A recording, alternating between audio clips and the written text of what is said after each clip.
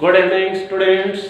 बेटा आज हम स्टार्ट करें इस वीडियो में miscellaneous exercise chapter number 10 vector algebra. Okay, तो जल्दी से बुक ओपन करो इस एक्सरसाइज की। हम स्टेटमेंट रीड कर ले पहले। फर्स्ट क्वेश्चन इज, देखो ना, first question is write down a unit vector in x y plane. X y plane पर एक यूनिट वेक्टर बनाकर दिखा दो। Making an angle of 30 degree, जो 30 डिग्री का एंगल बनाता हूँ with the positive direction of x axis. कह रहा है एक्स एक्सिस के साथ 30 डिग्री का एक ऐसी लाइन है जो एक्स एक्सिस के साथ 30 डिग्री का एंगल बनाती है। तो कह रहा है यूनिट वेक्टर हमने फाइंड करके दिखाना है। ओके, देखो बेटा, देखो बेटा, फर्स्ट क्वेश्चन इज, पहले X axis Y axis draw कर लो। X axis minus X Y and minus Y origin. ठीक है, एक्स एक्सिस पर यहाँ पर एक्स वाई प्लेन, ये वाला प्लेन, ठीक है, एक ये लाइन है। ठीक, कह रहे ये वाली लाइन एक्स एक्सिस के साथ 30 डिग्री का एंगल बनाती है। ठीक है, ये लाइन है ओ ए। कह रहे ये वाली लाइन है जो एक्स एक्सिस के साथ 30 डिग्री का एंगल बनाती है। तो कह रहे इस लाइन का यूनिट वेक्टर फाइंड करके दिखा दो। ये हमारी स्टेटमेंट है। ठीक है, अगर ये लाइन एक्स एक्सिस के साथ 30 डिग्री का एंगल बनाती है तो वाई एक्सिस के साथ कितने डिग्री का एंगल बनाएगी? 60 डिग्री। ओके, तो अल्फा कितना बना? 30 डिग्री, और बीटा कितना हो गया? 60 डिग्री। डायरेक्शन कोसाइन निकालो। Direction cosine of a line A B O A. Okay, तो क्या बनते? Cos alpha cos beta. ठीक है, डायरेक्शन कोसाइन। क्लियर? अगर हमारे पास जेड एक्सिस होता, जेड एक्सिस पर तो लेना नहीं है। अगर जेड एक्सिस होता तो हम तीसरा एंगल ले लेते गामा। तो यहाँ पर सिर्फ हमारे पास एक्स एक्सिस और वाई एक्सिस है बस। ठीक है, तो यहाँ से कितना बन जाएगा? Cos alpha 30 degree, cos beta is 60 degree, cos value of cos theta is √3/2 and value of cos 60 is 1/2। Okay, तो ये हमारे क्या बन गए? Direction cosine. यूनिट वेक्टर बनाना है। यूनिट वेक्टर ऑफ लाइन ओ ए क्या बनेंगे बोलो? इनके साथ आई जे लगा दो। √3/2 I plus 1/2 J. This is our answer. This question is complete. अगर हमारे पास, याद रखें कि अगर जेड एक्सिस होता उसके साथ अगर हम एंगल देखते तो फिर वो कोस गामा बन जाता, तो फिर यहाँ पर के वाली टर्म भी आ जाती, आई जे के। यहाँ पर सिर्फ एक्स एक्सिस और वाई एक्सिस की बात कर रहा है, इसलिए हमने इसके अंदर सिर्फ आई और जे को लिया। ओके मैडम, चलो नेक्स्ट क्वेश्चन पर आ जाओ। Question number 2 is second, find the scalar component and magnitude of the vector joining the point P और Q। कह रहे P और Q को आपस में ज्वाइन कर दो, स्केलर कंपोनेंट निकाल दो, मैग्नीट्यूड फाइंड कर दो। ओके, देखो बेटा,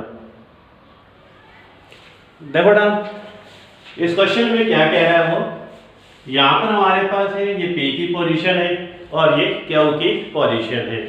कह रहे कि P और Q को ज्वाइन कर दो। ठीक है, इसके स्केलर कंपोनेंट फाइंड करके दिखाओ। तो सबसे पहले यहाँ पर हमने लिखा P Q, position vector of Q minus position vector of P. Q में से पी को माइनस कर दो तो x2 माइनस x1 आ जाएगा। ओके, और यहाँ पे आई प्लस y2 में से y1 माइनस कर दो, यहाँ z2 में से z1 माइनस कर दो, और यहाँ पर लिख लें k। ओके बेटा, अब उसने क्या कहा? स्केलर कंपोनेंट फाइंड कर दो। स्केलर कंपोनेंट ऑफ पी क्या हो? क्या ये आई जे के का जो कॉफिशिएंट है सिर्फ वो वाला x2 माइनस x1, ठीक है, comma y2 minus y1 and z2 minus z1। This is our answer, scalar component. अब वो कहता है इस पी क्यू का मैग्नीट्यूड फाइंड करके दिखा दो। कैसे? Square the coefficient of phi x2 minus x1 square, square the coefficient of j y2 minus y1 square, square the coefficient of k z2 minus z1 square और taking square root. Okay, this is our answer. This question is complete. Okay, चलो start करते हैं. Next question number 3 is, देखो ना, एक girls walks 4 kilometre towards waste.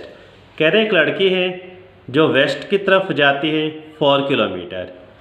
Then she walks 3 kilometre in a direction 30 degree east of north.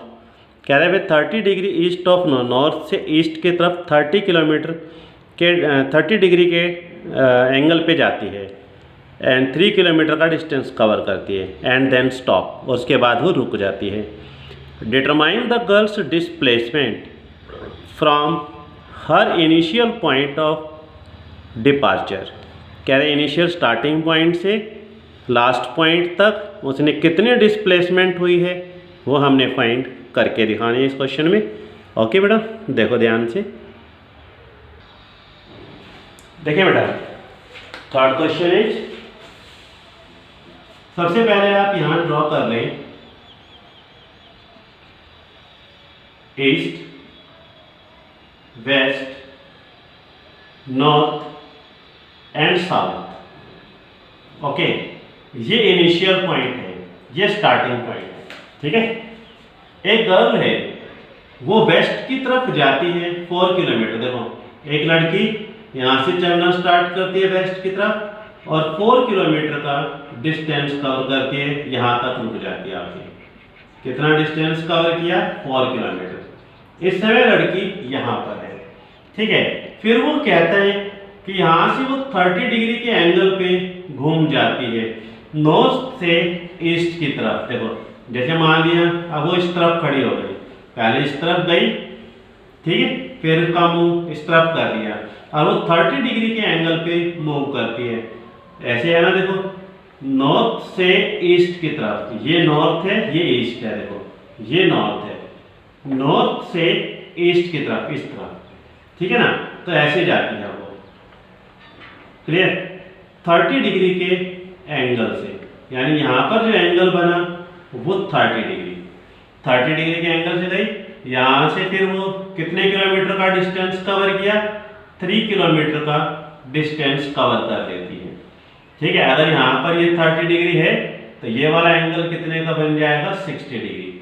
ठीक है, और ये 3 किलोमीटर पे जाके यहाँ पर स्टॉप हो जाती है.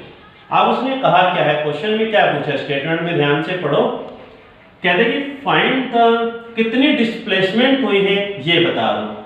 इनिशियल पॉइंट से पहले वो यहाँ पर गई, फिर वो इस तरफ गई 3 किलोमीटर और यहाँ पर आकर रुक गई, यानी कि यहाँ से यहाँ तक. ये इनिशियल पॉइंट है, ये एंड पॉइंट है. इनिशियल से एंड तक, यहाँ से लेकर यहाँ तक इसकी कितनी डिस्प्लेसमेंट हुई है ये हमने फाइंड करके दिखाना है. ये है बी की पोजीशन, यानी कि मेरे को इस क्वेश्चन में क्या फाइंड करना है? OB. ओके, यानी कि यहाँ से यहाँ तक की डिस्प्लेसमेंट कितनी है. आई समझ में क्वेश्चन बेटा? चलो मेरे को OB फाइंड करके दिखाता हूँ. कैसे? जैसे पहले मैंने फर्स्ट क्वेश्चन करवाया ना यूनिट वेक्टर वाला, ठीक है, डायरेक्शन कोसाइन वाला, वही सबसे पहले हम स्टार्टिंग में करते हैं. देखो इसको आगे थोड़ा सा बढ़ा दें. ठीक है, चलो ये वाला एंगल कितने का होगा? 90 का. और ट्रायंगल के तीनों एंगल का टोटल कितना होता है? 180. यहाँ से यहाँ तक 90, यहाँ पर ये कितने का है? 60 का. तो ये वाला एंगल कितने का बन जाएगा? 30 डिग्री. ठीक है, 60 30 90 और 90 180. ओके, मैं इसकी बात कर रहा हूँ यहाँ तक, ये 90, ये ट्रायंगल की बात कर रहा हूँ. ठीक है, चलो अच्छा देखो, अब ये वाली लाइन एक्स एक्सिस के साथ कितने का एंगल बना? ये एक्स एक्सिस लाइन है, ये वाई एक्सिस. फिर सुनो ध्यान से, ये वाली लाइन एक्स एक्सिस के साथ कितने का एंगल बना रही है? 60. तो अल्फा कितना बन जाएगा? 60 डिग्री. अब ये वाली लाइन वाई एक्सिस के साथ कितने का एंगल बना रही है? 30. तो बीटा कितना हो जाएगा? 30 डिग्री. डायरेक्शन कोसाइन निकालो, डायरेक्शन कोसाइन कैसे निकालते हैं, कॉस एल्फा कॉस बीटा। तो यहाँ पर ये कितना बन जाएगा, कॉस 60 और कॉस 30। ओके, कॉस 60 की वैल्यू कितनी आ जाएगी, बोलो 1/2 और कॉस 30 की वैल्यू √3/2। ओके, तो मैं अगर इसका यूनिट वेक्टर लिखूं तो कैसे लिखेंगे, यूनिट वेक्टर ऑफ किसका यूनिट वेक्टर, ए बी का यूनिट वेक्टर। ठीक है, तो इसके साथ आई जे लगा दो, 1/2i प्लस √3/2j। ओके, तो इस ए बी का ये यूनिट वेक्टर बन गया, यानी 1 किलोमीटर का डिस्टेंस हो गया, एक मतलब 1 किलोमीटर का ही यूनिट वेक्टर है। लेकिन उसने यहाँ से लेकर यहाँ तक कितना डिस्टेंस कवर किया था, 3 किलोमीटर का, यहाँ से यहाँ तक 3 किलोमीटर, यानी कि ए बी किसके इक्वल बन जाएगा, 3 से, ये यूनिट है, यूनिट को 3 से मल्टीप्लाई कर दो तो वो 3 यूनिट में चेंज हो जाएगा। ठीक है, इसको 3 से मल्टीप्लाई, यहाँ पर हो जाएगा 3/2i और 3√3/2j। तो यहाँ से यहाँ तक वो 3 यूनिट बन गया, अब ये 3 यूनिट है। ओके, अच्छा चलो यहाँ से यहाँ तक का डिस्टेंस निकालो, ओ से लेकर ए तक कितना डिस्टेंस होगा, ओ से ए तक का कितना डिस्टेंस होगा, 4 किलोमीटर का डिस्टेंस है। और वो देखो, अगर इस तरफ चलेगा तो प्लस में और यहाँ से इस तरफ आओगे तो माइनस में, तो कितना बन जाएगा, -4i, क्योंकि यहाँ से यहाँ तक डिस्टेंस कवर किया x एक्सिस पर, y एक्सिस पर करेगा तो j, z एक्सिस पर करेगा तो k। अब तो यहाँ से यहाँ तक का डिस्टेंस कितना बना, -4i, यहाँ से यहाँ तक का डिस्टेंस ये वाला ए बी, ये ओ ए है, ये ए बी, ये मैंने फाइंड किया। ट्रायंगल लॉ क्या कहता है, देखो ये मैं ट्रायंगल लॉ बनाया, देखो मैं इसी ट्रायंगल को दोबारा से बनाता हूँ। यहाँ लिखा है ओ, यहाँ पर है ए, यहाँ पर है बी, ओ ए बी, यही ट्रायंगल मैंने यहाँ बनाया, देखो इस तरफ, ये इधर और यहाँ से। मेरे को डिस्प्लेसमेंट ये फाइंड करना है। ठीक है, ट्रायंगल लॉ क्या कहता है कि ओ से लेकर, ये इनिशियल पॉइंट है, स्टार्टिंग पॉइंट, मैं ओ पर खड़ा हूँ, बी पर जाना है, ओ से बी पर जाना है, तो मैं कैसे जाऊंगा, या तो मैं डायरेक्ट चला जाऊं, या मैं ओ से ए की तरफ जाता हूं फिर ए से बी की तरफ, ओ से ए की तरफ फिर ए से बी की तरफ चला जाता हूं।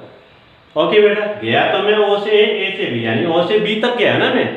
ठीक है ना, तो वैल्यू यहाँ पर पुट कर दो, ओ बी, ओ से लेकर ए तक कितना आया था, -4i, ए से लेकर बी तक कितना है, ये वाला, तो यहाँ पर है 3/2i प्लस 3√2/2j, जिसके डिवाइड में कुछ नहीं, वहां पे फान, तो यहाँ से ओ बी, इन दोनों का एलसीएम ले लो, कितना आएगा 2, 2 4 जा 8, -8 प्लस 3 तो -5 आ जाए i, और ये लास्ट में कितना रह गया, 3√3 होगा, सॉरी यहाँ पर है 3√3/2 और यहाँ पर है 6।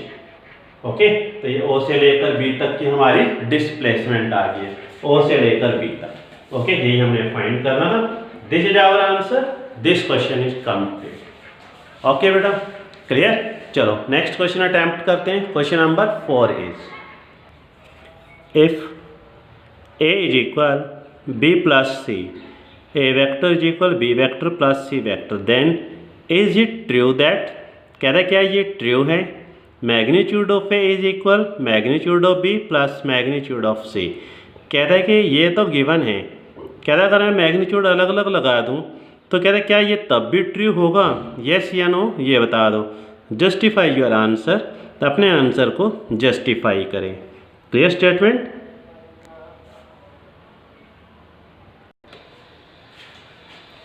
देखो बेटा, a इज इक्वल गिवन है b प्लस सी के, ठीक है, कह रहे इस पर मैग्नीट्यूड लगा दो, इस पर भी तो कह रहे क्या दोनों का आंसर इक्वल आएगा, यस या नो, इसके हमने आंसर देना है। तो जो गिवन है पहले आप इसे सॉल्व करें।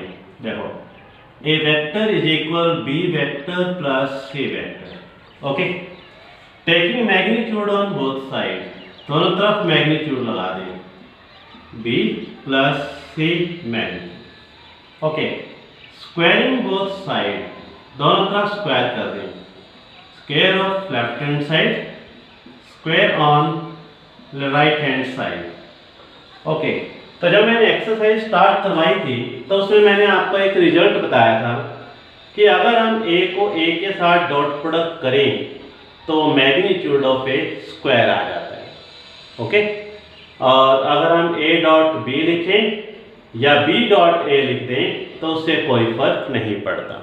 ठीक है, अब देखो इस पर मैं लेफ्ट साइड को तो एज इट इज रख रहा हूँ, magnitude of A square right में, इसको आप ऐसे लिख सकते हो b plus c dot b plus c. Okay, left hand side as it is रखें इज इक्वल, इस b से अंदर मल्टीप्लाई कर दो c से अंदर, b को b के साथ डॉट प्रोडक्ट करें, b को c से डॉट प्रोडक्ट कर दें, इस c को b से डॉट प्रोडक्ट कर दें और c को c से डॉट प्रोडक्ट कर दें। ओके, तो left side as it is रखें और b क्या बन जाएगा, मैग्नीट्यूड ऑफ b स्क्वायर। मैं c डॉट b लिखूं या b डॉट c उससे तो कोई फर्क नहीं पड़ता, तो ये क्या बन जाएगा twice two b dot c और यहाँ पर ये magnitude of c square. Okay, next step, ये स्टेप याद रखना है आपने। मैं एक लाइन यहाँ ड्रॉ करता हूँ, एक लाइन यहाँ पे, ये लाइन है b और ये लाइन है c, इन दोनों के बीच में एंगल थीटा। तो मैं यहाँ पर फॉर्मूला क्या बताया था, cos theta is equal b और c की dot product magnitude of b magnitude of c। ये फॉर्मूला मैंने यूज करवाया था पीछे एक्सरसाइज में। ये डिवाइड में इस तरफ आएगा तो मल्टीप्लाई कर दो, तो cos theta magnitude of b magnitude of c is equal b dot c। तो मैं इस b डॉट c की जगह ये टर्म यहाँ पर लिख सकता हूँ। ठीक है, देखो left side as it is magnitude of b square plus 2, इस b डॉट c की जगह ये टर्म पुट कर दो, magnitude of b magnitude of c cos theta और ये magnitude of c square as it is. Okay, let कर लो थीटा किसके इक्वल है, 0 के। मान लिया थीटा 0 है, अगर थीटा 0 है तो cos 0 कितना हो जाएगा 1, तो मैं थीटा के लिए 0 लिख दिया, cos 0 1 कर देता हूँ। ओके, देखो तो हमारे पास क्या बन जाएगा, left side as it is रखें, magnitude of A square is equal magnitude of b square plus 2 magnitude of b magnitude of c और ये cos 0 क्या बन गया 1 और यहाँ से ये magnitude of c square. Okay, तो यहाँ पर हमारे पास राइट साइड पे फॉर्मूला बन गया b square plus c square plus 2bc, क्या बन जाएगा b plus c whole square, b plus c whole square. Okay, b square plus c square 2bc, taking square root on both side, magnitude of a is equal magnitude of b plus magnitude of c। अब जरा ध्यान से देखो, जो हमने prove करना था वो आ गया, यानी कि ये वाला इसके इक्वल तभी बनेगा जब b और c के बीच में जो एंगल बन रहा है वो 0 का एंगल हो। अगर b और c के बीच में एंगल 0 है तब तो ये ट्रू होगा, अदरवाइज ये ट्रू नहीं होगा। ठीक है ना, अगर मैं यहाँ पे 45 लिखता हूँ, cos 45 1/√2 आ जाएगा, यहाँ पे 1/√2, फिर वो b square plus c square 2bc का फॉर्मूला यूज नहीं होगा, जिससे वो रूट नहीं कटेगा और ये आंसर आ ही नहीं सकता। अगर मैं यहाँ पर 90 डिग्री लिख देता हूँ, ठीक है ना, यहाँ 90 लिख देता हूँ, तो cos 90 कितना हो गया 0, तो ये सारी टर्म 0 हो जाएगी, ये b square plus c square बनेगा, b plus c whole square नहीं बनेगा। अगर स्क्वायर बनेगा तभी हम रूट कट कर सकते हैं, अदरवाइज हम नहीं कर सकते। ओके, तो इसीलिए ये ट्रू होगा, this term true if angle between vector b and vector c is 0। अगर b और c के बीच में एंगल 0 है तब तो ये ट्रू है, अदरवाइज नहीं है। ओके बेटा, चलो नेक्स्ट क्वेश्चन करते हैं 5। Next 5 is find the value of x, x की वैल्यू निकाल दो, for which x i plus J plus के इज ए यूनिट वेक्टर। अगर ये यूनिट वेक्टर है तो कह रहा है इस एक्स की वैल्यू फाइंड करके दिखा दो। ओके, देखो ये एक यूनिट वेक्टर है, गिवन है, कह रहा है एक्स की वैल्यू फाइंड कर दो। बिल्कुल सिंपल क्वेश्चन कि अगर ये यूनिट वेक्टर है तो इस सारे का मैग्नीट्यूड क्या होगा, 1, एक्स से अंदर मल्टीप्लाई कर दो, x i plus x j x k is equal to 1। Try yourself. ठीक है, तो इस क्वेश्चन को आप अपने आप कर सकते हो। तो यूनिट वेक्टर है ना, तो इसका स्क्वायर प्लस इसका square root is equal to 1 करके, ठीक है।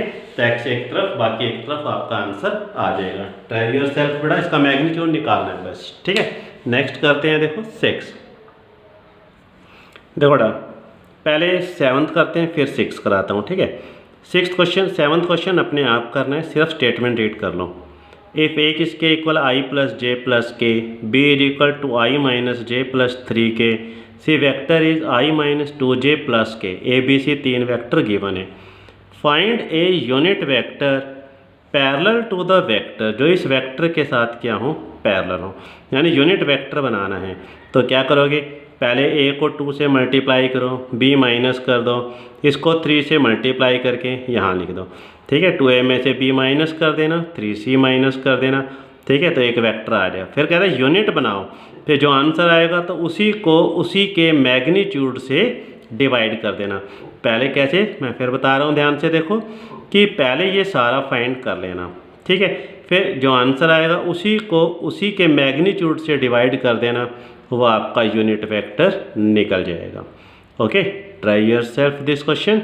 मैं क्वेश्चन नंबर 6 कराता हूँ। देखो, फाइंड ए वेक्टर, एक ऐसा वेक्टर निकालो जिसका मैग्नीट्यूड 5 यूनिट आ जाए। ठीक है, एक ऐसा वेक्टर जिसका मैग्नीट्यूड 5 यूनिट हो, and parallel to the resultant of the vector A and B. तो सबसे पहले तो आपने क्या करना है, रिजल्टेंट वेक्टर निकालना है। रिजल्टेंट वेक्टर कैसे निकालते हैं, उन दोनों को प्लस कर दो। ओके, जो भी वेक्टर आपको दे रखा हो, चाहे ए है, बी है, सी है, डी है, जितने भी वेक्टर आपको दे रखे हैं, अगर आपने रिजल्टेंट निकालना है तो उन सबको प्लस कर दो। ठीक है, तो ए और बी का प्लस कर देंगे, रिजल्टेंट वेक्टर आ जाएगा। फिर हमने उसके पैरेलल चलना है, उसके पैरेलल जाके उसका फिर हमने 5 यूनिट वेक्टर बनाना है। ओके, देखो कैसे मैं करता हूँ बोर्ड पे। देखो बेटा, ए वेक्टर गिवन है, बी वेक्टर गिवन है, तो चलो सबसे पहले हम इसके अंदर रिजल्टेंट वेक्टर निकालते हैं। रिजल्टेंट वेक्टर कैसे, इन दोनों को प्लस कर दो, ए प्लस बी। ओके, तो 2 और 1 3i। Okay, 3 minus 2 is 1j, minus 1 plus 1 0 के हो गया रिजल्टेंट वेक्टर। अब वो कहता है कि इसके पैरेलल चलना है, इसके पैरेलल जाके स्टेटमेंट पढ़ो ध्यान से दोबारा। कहते हैं कि find a vector of magnitude 5 unit parallel to resultant. कहते हैं कि इसके पैरेलल जाकर यूनिट वेक्टर बनाओ।